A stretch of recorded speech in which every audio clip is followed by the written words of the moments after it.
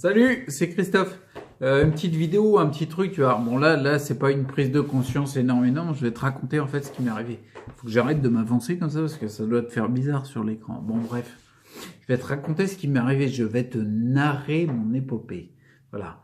En fait, je vais te dire un petit peu quelques trucs au milieu sur la santé, bien sûr, parce que c'est toujours le thème de ma chaîne. Si t'as pas compris, regarde la vidéo, tu vas comprendre très rapidement. Bref, il s'est passé quelque chose. Alors, je te raconte direct. En fait, c'était le week-end dernier ou celui d'avant. Non, c'était celui d'avant parce que j'avais pas mon fiston. Mon fiston, il était pas avec moi. Parce que si t'es pas au courant, je suis divorcé. Donc du coup, t'as le fiston une fois sur deux, quoi.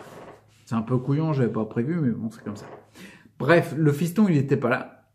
Et j'étais, je sais plus ce que je faisais. Enfin, j'étais comme un poulpe sur mon fauteuil roulant, comme d'habitude, quoi. Bref, j'étais en train de rouler comme ça. Dans le séjour et dans la cuisine, bah c'est vrai qu'en termes de latitude, j'ai pas 3 millions de mètres carrés, quoi. Bref, et j'entends du bruit, mais pas dans la pièce où j'y, tu vois. Et je me dis, tiens, ça vient du garage.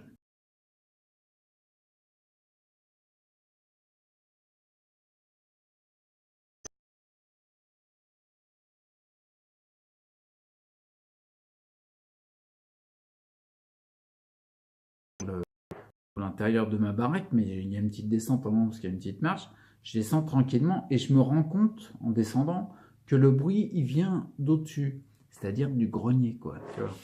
Donc, bah, t'imagines bien que moi, je suis en fauteuil roulant, quoi. Si t'es pas au courant, je peux pas me mettre debout. Donc, t'imagines bien que je vais pas monter par l'échelle de meunier. Je vais pas faire un jump directement du garage au grenier, c'est pas possible. Bref, et heureusement pour moi, j'entends du bruit, puis j'entends quand même pas mal de bordel, quoi. Et puis d'un seul coup, la trappe, elle commence à s'ouvrir. La trappe, elle s'ouvre, l'échelle de meunier, elle se déplie, quoi. Et là, je commence à voir quelqu'un qui avait un peu de mal à descendre, faut avouer, quoi. Je te jure, c'était le Père Noël. J'ai vu le Père Noël. Donc il descend, tu vois, il descend en arrière, tu sais, j'avais vu des grosses godasses noires, le pantalon rouge, un certain embonpoint, tu m'as compris, et puis il descend tranquillement, quoi. Ah, mais crois-moi ou crois-moi pas, de toute façon, moi c'est ce que j'ai vu. Bref, le Père Noël, il descend, je lui dis, mais vous faites quoi là? Et il me dit, non, mais je voulais la jouer discrète. Alors je lui dis, déjà on rentre pas chez les gens comme ça, mais si t'as voulu la jouer, ou je l'ai tutoyé direct, si t'as voulu la jouer discrète, c'est complètement loupé, parce que je t'ai entendu à peu près à 10 mètres de distance, quoi, avec avec 2 murs d'épaisseur entre les deux, quoi. Donc t'as pas été discret du tout. Bref, il commence à enchaîner, il commence à parler un peu, mais tu sais, je lui dis, je voulais savoir un petit peu ce qu'il y avait, quoi. Je me suis pas pris la tête parce que je l'ai reconnu. Ah, j'avais bien reconnu, tu vois. Un gros barbu rouge avec des bottes noires, il n'y en a pas 36 000. Je savais très bien qui c'était, mais je lui ai pas dit que je savais qui c'était. Alors je lui ai dit, écoutez, vous êtes là, on n'est pas des sauvages, rentrez dans le séjour. Il rentre dans le séjour, il s'installe, il m'a pas niqué la chaise, c'est déjà ça.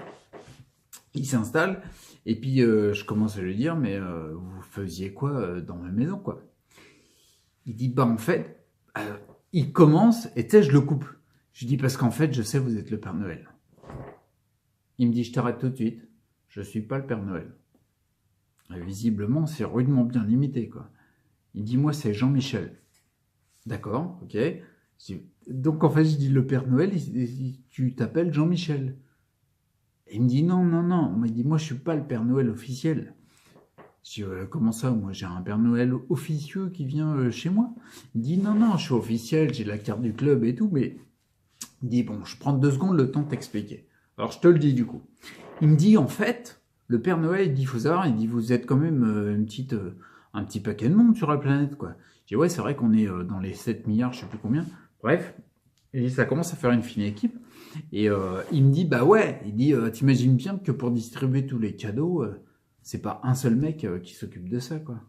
Le Père Noël, lui, il chapote. Il regarde le truc, et ça fait des années qu'il recrute, en fait. Il dit, moi, je suis Jean-Michel, je corresponds au profil. Je dis, oui, c'est vrai, t'as des lunettes, une barbe blanche, tu fais au moins 2 mètres de tour de taille, et t'as des bottes noires, tu corresponds au profil. Il me dit, bah donc, du coup, j'ai postulé, et il m'a recruté. Il dit, comme il peut pas se permettre de livrer tous les cadeaux, il a 3-4 trucs magiques. D'accord, ok, mais il peut pas faire comme ça d'un claquement de doigts 7 milliards de cadeaux à tout le monde. Ceux qui sont pas sages, ils en ont pas. Ouais, c'est la légende, ça. Mais en fait, tout le monde en a. Bon, bref. Donc, il me dit, bah, tu vois, il a recruté. Je lui ai dit, du coup, t'as postulé, t'as été pris. Il me dit, bah oui. Il me dit, t'imagines bien que quand tu postules, bien sûr, si t'es tout fin, que tu t'habilles en bleu et que t'as pas de barbe, ça va être difficile de rentrer, quoi, tu vois. Il dit, moi, j'avais le profil idéal. J'ai dit, ouais, je te confirme, ouais.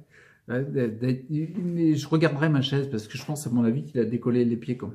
Il y a un truc, à mon avis, ça va couiner derrière. Je l'ai pas testé, mais bon. Donc bref, il me dit donc moi je m'occupe. Ah oui non c'est ça. Je lui dis mais du coup tu t'occupes de quel secteur? T'es quoi région Bretagne? Parce que moi je suis en Bretagne. Il me dit non moi c'est toute la France. Je dis, ouais ça fait c'est quand même assez balèze quoi. Il dit moi c'est la France. Donc du coup je te livre cette année les cadeaux de Noël. C'est pas le Père Noël pour la France. Alors si t'es au Québec, je sais pas quel mec c'est, parce que je sais qu'il y a des mecs qui regardent au Québec.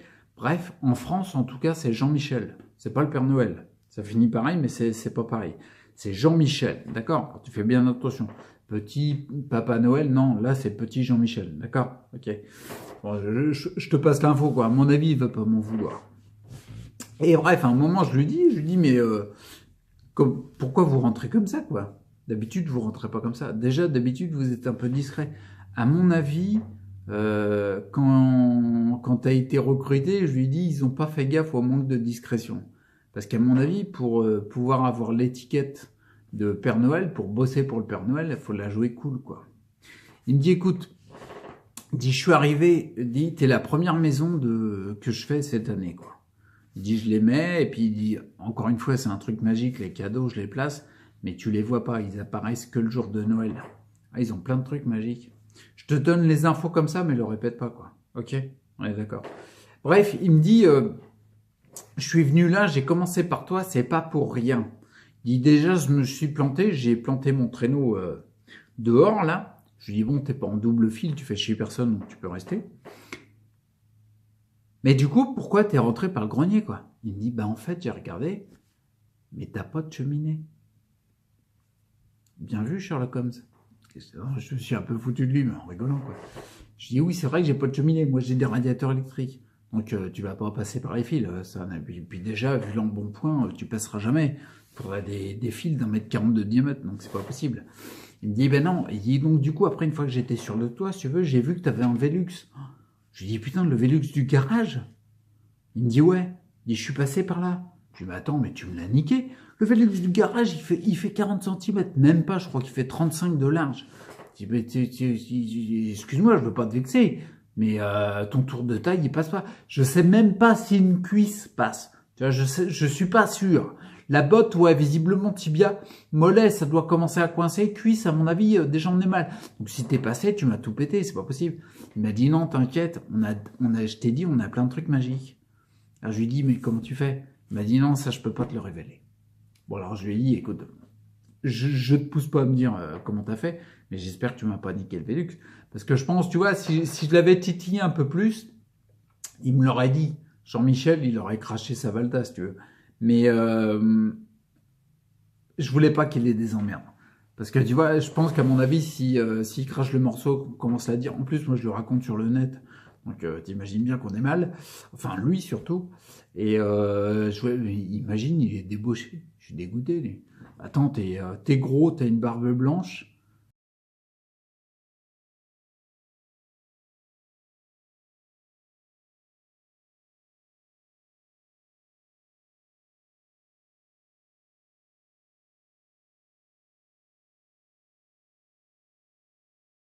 Je dis, ouais, bah vas-y, parce que dépêche-toi, la rue, on est déjà à 9 minutes 30, faut y aller, quoi.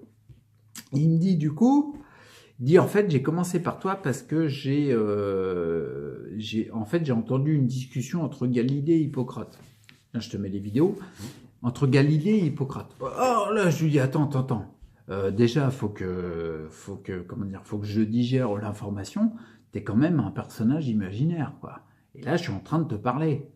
Hein, soit on va se dire que je suis en train de tourner à moitié fou, ou là on va se dire il faut qu'ils prennent des traitements chimiques, c'est pas possible. À mon avis, je verrais pire que des Pères Noël. Bref, il dit non, mais il dit parce qu'on s'occupe des vivants, mais également des morts. Je dis putain, mais non, t'as pas fini, toi. Il dit oui, en fait, on y va, on va à l'endroit où il y a tous ceux qui sont décédés, bah, ceux avec qui t'as parlé, Hippocrate, Galilée, enfin toute la clique, quoi.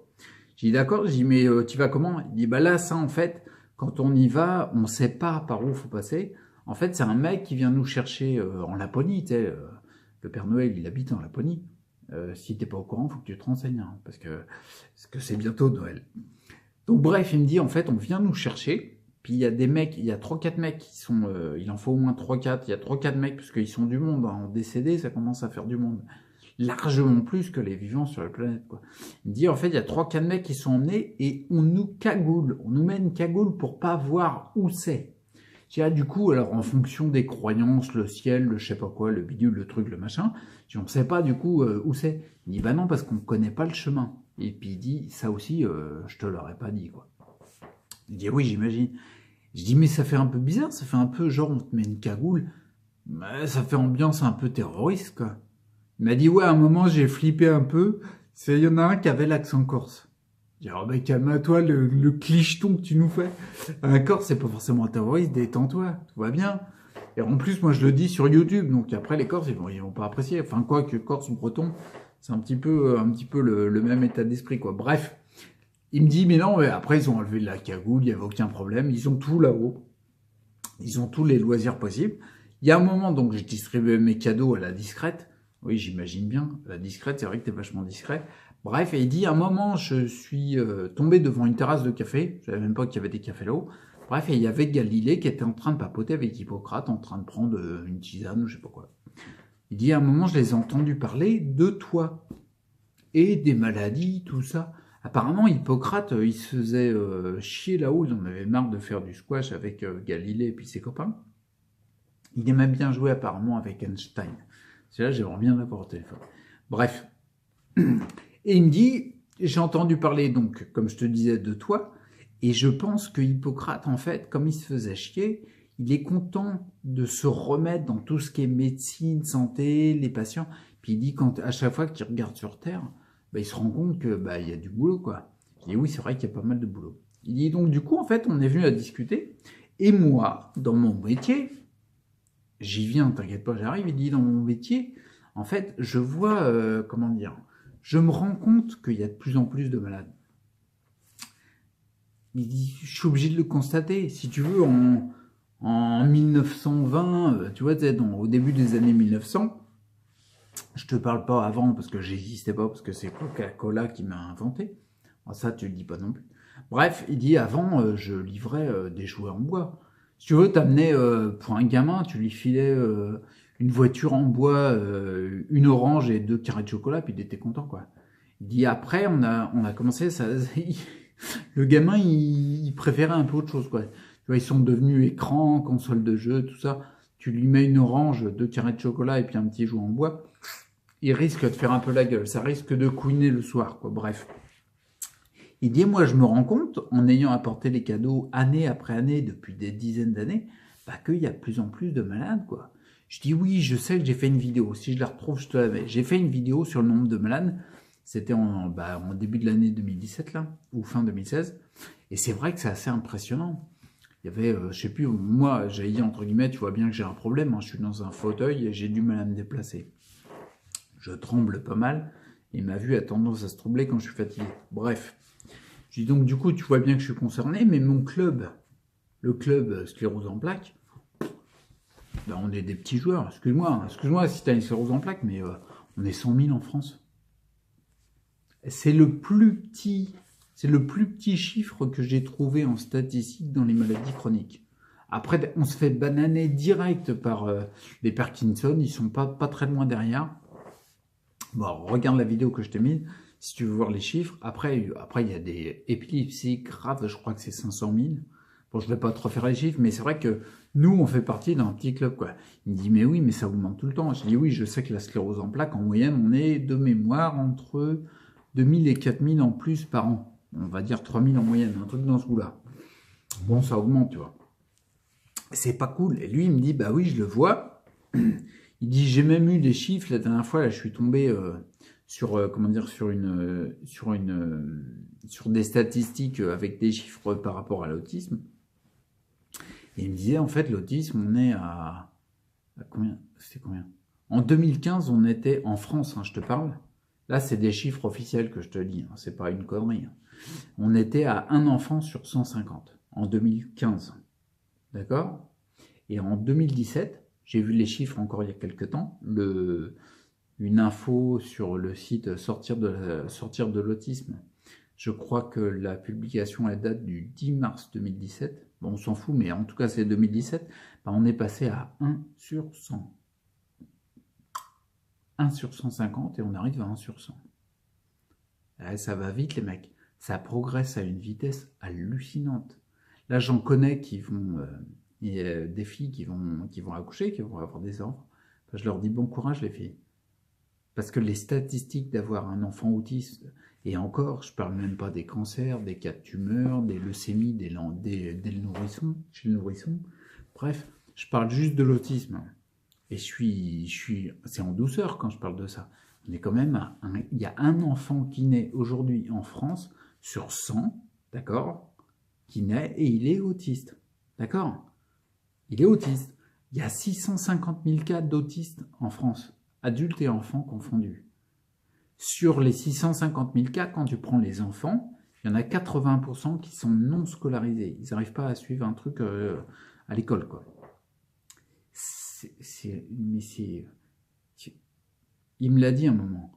Il m'a dit, est-ce que tu te rends compte que c'est un problème de société hallucinant? C'est une masse hallucinante. On aurait les chiffres des malades chroniques, tous confondus. Si on commence à les regarder, on les aurait et ça serait des mutilés de guerre. On hallucinerait et on se dirait mais c'est pas possible que ça continue comme ça. Parce que ça augmente d'une façon hallucinante. Il me l'a dit comme ça. Je lui ai dit, tu sais, je suis au courant parce que moi je me renseigne et j'essaie de tout faire pour inverser la vapeur. Bref, il m'a dit, moi, c'est simple.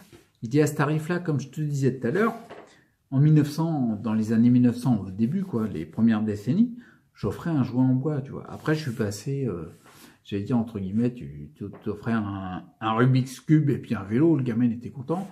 Après, je suis passé aux écrans. Je dis, attends, à ce niveau-là, les maladies augmentent tellement vite, ça va être quoi la prochaine fois? Je vais offrir un fauteuil roulant au gamin, des béquilles à la mère, puis une poche pour faire pipi au père. Non mais non, il dit c'est un problème majeur, quoi. Il dit c'est hallucinant. Donc du coup, quand j'ai entendu la conversation d'Hippocrate et Gallier, moi en voyant toute la population, puis en étant déjà interpellé par ces maladies qui augmentent à fond, je me suis dit, bah tiens, je vais commencer par le mec dont il parle. Donc je suis venu chez toi. Je dis, bah oui, mais tu veux que je fasse quoi déjà? Je vois pas pourquoi tu es venu chez moi. Il me dit, bah attends, j'y viens. Attends aussi, toi, j'y viens. Donc il m'a dit, parce que nous aussi, on est touchés.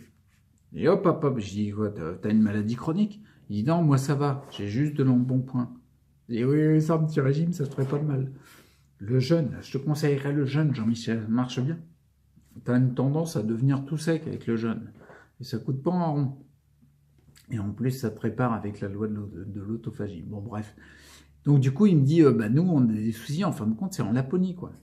Il dit, le Père Noël, il dit, il y a pas longtemps, il m'a appelé, on discutait ensemble, quoi. Puis il m'a dit, tu sais quoi, Jean-Michel? Il dit, hier, j'ai un lutin qui m'a posé un arrêt congé longue maladie. Je lui dis, comment ça? Je dis, parce que les congés longue maladie, je sais ce que c'est, hein, j'ai la sclérose en plaques. Je dis, il faut avoir une maladie sévère, quoi, un truc un peu comme moi, quoi, un peu comme tous ceux qui ont des maladies neurodégénératives, etc. Il m'a dit oui. Il dit les lutins, ça commence. Même les lutins. Il dit, on n'a pas fait de statistiques comme en France, 1 sur 150, 1 sur 100 pour l'autisme, mais les lutins, ils sont touchés, quoi. Donc du coup, il dit maintenant, là, on commence à s'interroger, puis on se dit, ça serait bien qu'on récupère quelques infos pour essayer de faire quelque chose pour aller mieux, quoi. Je lui dis, écoute, moi je fais mon maximum. Les infos, c'est pas moi qui les ponds, c'est pas moi qui les invente. J'expérimente juste des infos que j'ai reçues par le biais de des livres, des formations, des échanges que j'ai avec les thérapeutes et tout. Maintenant, je me concentre vachement là-dedans, quoi. Donc du coup, moi, je te propose de regarder ma chaîne YouTube, quoi. J'imagine le Père Noël qui regarde ma chaîne YouTube. Trop classe. Bon, bref. Mais je lui dis, mais c'est que ça, quoi. Il dit, nous, on aurait besoin plutôt d'un thérapeute. Je lui dis, attends, déjà, je suis pas encore thérapeute. Je passe les formations pour m'augmenter dans ce domaine-là, mais je suis pas encore thérapeute. Puis je dis, attends, moi, j'ai des coups de téléphone d'Hippocrate et Galilée. Si en plus, il faut que j'ai des appels des bonhommes imaginaires... Non, non, je peux pas, là, je peux pas. Je lui ai dit, écoute, Jean-Michel, le mieux que tu as à faire, le meilleur conseil que je puisse te donner, c'est, comment dire, moi, le livre, il y a beaucoup de livres qui m'ont interpellé. Un des livres par rapport au fait de retrouver de la santé d'une manière naturelle, et qui est la seule qui n'est pas délétère et qui respecte le premier principe fondamental d'Hippocrate, primum non nocere, je te mets là, et ben du coup, je dis moi c'est Raymond Dextray.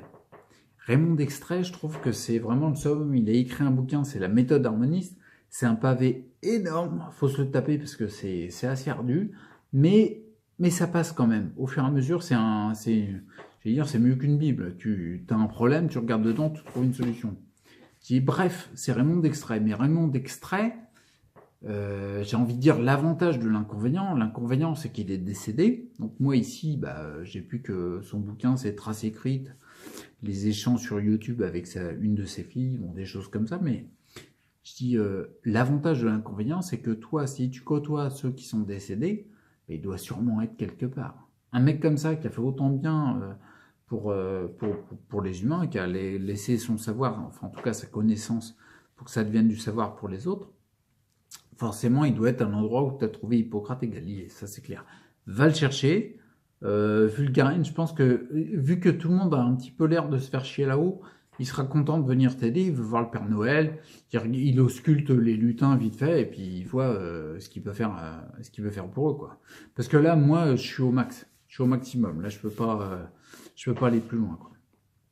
Donc du coup, il m'a dit, écoute, c'est simple, je vais suivre ton conseil, je vais essayer de le trouver, quoi. Donc je lui ai dit, bon écoute, Jean-Michel, c'est pas que tu m'emmerdes un peu, mais là j'ai autre chose à foutre. Donc là, il va falloir y aller. Et puis, tu passes par la porte, parce que je suis sûr que tu m'as niqué le Velux. C'est parce que j'y crois pas, ton truc magique, je vois pas comment ça fait. J'ai dit, tu veux pas me le dire avant qu'il parte, tu sais. Qu'il était déjà sur son renne en train de cocher, là, tu sais, les rênes. Enfin, de mettre pas un coup de feu, enfin, il est en train de se barrer, quoi. Ouais, je lui dis, tu veux pas me dire? Il m'a dit, non, ça, je peux pas te dire. Ok. Donc, je sais pas. Donc voilà, en fait la vidéo elle est finie, c'est juste pour ça, pour dire que j'avais vu Jean-Michel, un des hommes qui a été recruté par le Père Noël pour distribuer les cadeaux en France, et que du coup, il me parlait de ça, donc du coup je t'en parle aussi, et puis j'échange là-dessus. Je te donne les infos que j'ai eues, tu le répètes pas s'il te plaît, parce que je voudrais pas qu'il y ait des emmerdes derrière. Et je me pose vraiment des questions, parce qu'à mon avis, il m'a niqué le Velux. C'est pas possible, je sais. Il me dit c'est magique, mais c'est impossible. Quand tu vois le tour de taille, sans déconner, le mec il est debout, tu commences à faire le tour, tu reviens au départ, t'es le lendemain. Je te jure, franchement c'est assez impressionnant, il avait un tour de taille énorme. Ou alors, je sais pas, tu sais, il se plante devant le Velux, et puis il maigrit pour passer, puis il regrossit juste derrière. Je sais pas, ça doit être un truc de ce goût-là. Mais là c'est pas du sûr du tout, hein. J'en sais rien du tout, là. Là, je peux pas te dire, je peux pas te donner une assurance comme quoi Jean-Michel, il me l'a dit, ou le Père Noël. Non, là, je sais pas du tout. Mais il y a un truc bizarre. Un moment avant qu'il parte, tu sais ce que je lui dis? Je lui dis, écoute, est-ce que tu peux me dévoiler un des secrets du Père Noël? Parce qu'il y a un truc qui m'interpelle vraiment. Je dis, t'as un baluchon avec toi, dans lequel tu sors les cadeaux. Il m'a dit, ouais. Je dis, mais sans déconner, me prends pas pour une bille. C'est ton sac à dos, il y a pas pour les... moi, je sais plus combien, on est 70, 77 millions, je sais plus combien on est en France, bref. C'est en dizaines de millions que ça se compte. Il n'y a pas autant de cadeaux dans ton baluchon, là. Alors, soit tu fais beaucoup d'allers-retours en Laponie, ou il y a un truc magique. Il m'a dit, c'est un truc magique. Parce que l'aller-retour Laponie-France, ça me pèterait vite les noix. Bref, il me dit, il y a un truc magique. Je lui dis, ça, tu peux me le dire? Il m'a dit, ouais, ok, je te le dis. Il me dit, c'est simple. Il dit, regarde. Il m'a ouvert son baluchon, là où il y a ses cadeaux, là. Et j'avoue, j'ai été surpris. Parce qu'au fond, en fait, tu le dis pas, hein, parce qu'il m'a dit de pas le répéter. Au fond, tu as une porte dimensionnelle. Une porte dimensionnelle, monsieur, qui donne accès à une autre porte dimensionnelle, pile au stock des cadeaux en Laponie, qui est tenu par les lutins. Ok? Donc le Père Noël, quand il plonge sa main dans le sac, sa main, elle apparaît par la porte dimensionnelle en Laponie. La main, elle apparaît. Tu sais, il dit le nom au lutin. Il dit, par exemple, moi, Christophe à Campéniac. Tac. L'autre, le lutin, toujours, il fonce. Bon, c'est pas des flèches, hein, des fois, ils se trompent, hein, les lutins. Bref, le lutin, il revient, il amène le cadeau qui est approprié à la personne, à moi, par exemple. Le Père Noël, il le sort, et il a le cadeau. Ah, j'ai dit, putain, mais je dis, mais oui, mais c'est logique. En fait, c'est tout simple. Enfin, tout simple. Une porte dimensionnelle, c'est assez balèze à faire, j'imagine, mais ça s'explique, quoi, tu vois. Il y a plein de trucs, en fin de compte, qu'on comprend pas, mais une fois qu'on nous les a expliqués, on trouve ça évident. Donc, j'étais content. Je te livre l'info, mais le dis pas trop fort. D'accord, tu dis pas comment il fait le truc, tu sais, parce que sinon, ça casse un peu le mythe. La légende, elle en prend un coup dans l'aile, quoi, si tu veux. Donc, on va la jouer discrète là-dessus, d'accord? Et puis, voilà. Ouais. Et puis voilà, donc du coup, en fait, j'ai plus rien à dire sur le fameux Jean-Michel. Il m'a bien fait marrer quand même. Je sais pas, je crois que je vais la raconter à Ethan, à mon fiston, cette histoire-là, parce que ça va le faire marrer forcément. Parce que lui, si tu veux, moi, je lui ai fait un petit peu, parce que j'aime pas en fait avec le fiston dès le début. Moi, j'aime bien être honnête, si tu veux, même si je te raconte des conneries depuis le début, mais j'aime bien être honnête. Donc, des conneries, du mensonge pour déconner, pour se marrer, ça c'est bon ça. Mais non, dans la vie, j'aime bien être honnête. Donc moi, le gamin, quand il y avait Noël, dès le début, hein, je lui ai pas dit, le Père Noël n'existe pas, le Père Noël existe, le Père Noël mon cul, on sait jamais. Bref, je lui ai dit, en fait, tu te fais ton opinion à toi. Ça, c'est hyper important pour les gosses. Parce que comme ça, tu lui cristallises pas une info qu'il prend comme une vérité absolue, puis après, il se galère pour décrocher la vérité absolue, il faut qu'il se fasse sa propre opinion. Bref, je lui dis, écoute, moi, ce que je peux t'en dire, c'est que perso, je l'ai jamais vu, le Père Noël. Après, tu y crois pas, tu fais comme tu veux. Il dit, mais les cadeaux qui sont sous le sapin, c'est moi. C'est ta mère, c'est enfin ceux qui pensent à toi, ceux qui t'aiment, quoi, tu vois. Parce que t'imagines, attends, sans déconner. Ouais, je finis là-dessus, mais t'imagines, tu t'es pris la tête pour aller chercher les cadeaux. Là, tu te prends la tête pour aller chercher les cadeaux. Tu sais, le gamin, il t'a fait plus ou moins une liste qui lui dirait bien, tu vois. Alors, des fois, tu prends des cadeaux de la liste, ou même des fois, tu te creuses la tête pour prendre des cadeaux auxquels il n'aurait pas pensé, mais que tu sais qu'au fond, il va bien apprécier. Tu sais, tu te casses le cul, il n'y a pas d'autre mot, quoi. Tu vas à Super U, Leclerc, tu choisis ton machin. Moi, je vais sur Amazon parce que de toute façon, je fais tout d'ici, pour l'instant. Tu te prends la tête à trouver un cadeau, il l'ouvre, il est content, et les lauriers, c'est pour un personnage imaginaire. De la merde. C'est moi qui en ai chié pour trouver le truc. C'est moi qui ai fait l'effort de trouver un truc pour toi, pour le gamin, quoi, tu vois. Et en plus, le truc est génial. En fait, c'est une version Noël, mais version Christophe, quoi, tu vois. En fait, le truc qui est génial avec ça, c'est que derrière le gamin, tu peux lui montrer la beauté de rechercher un cadeau pour ceux qu'il aime, tu vois. Genre, par exemple, là, moi, je vois cette année, il y aura un de mes frangins. Le gamin, il se creuse la tête pour se dire, ah oui, qu'est-ce qui va faire plaisir à tonton, machin. Et ouais, au lieu de dire, non, c'est le Père Noël qui amène des cadeaux, et comme par magie, hop, t'as un cadeau. Non, moi, ça, je trouve que c'est de la flûte. Et du coup, en fait, la magie de Noël que tu crées sur cette fête-là, elle est 1000 fois plus forte. C'est pas un Père Noël inventé par Coca-Cola qui t'apporte des cadeaux, on sait même pas où, quoi. Non. C'est la famille. Ça aide les liens, ça. Bon, j'arrête là parce qu'on arrive à 30 minutes. Non, ça va pas le faire. Allez, arrête, parce que sinon je vais continuer à parler. Si tu me relances, je vais continuer. Si t'as été jusqu'au bout, bravo. Franchement, respect. Oublie pas que cette année, c'est Jean-Michel qui livre les cadeaux en France. Ok, on est d'accord, c'est Jean-Michel qui livre les cadeaux. Tu lui dis pas les trucs magiques que je t'ai dit parce que les répète pas trop fort pour pas qu'il ait d'emmerde, quoi. Et puis je m'arrête là. Je te souhaite de prendre soin de toi, surtout à Noël, les fêtes arrivent, c'est cool. Porte ton attention sur le meilleur de ceux que t'aimes. Et puis, tu vois, ça, c'est un acte guérisseur aussi. Prends soin de toi, respecteur pour ta santé, puis je te laisse là. Et bon Noël.